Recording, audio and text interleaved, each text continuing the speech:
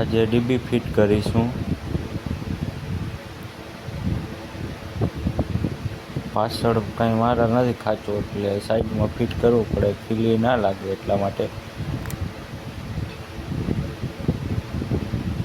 આ હોલ આપણે આના તોડી નાખ્યું પાઇપ નાખવા માટે.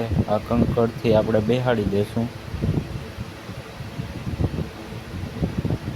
હલતી નથી જીરી ડીબી એટલે કમ્પ્લેટ બેઠી.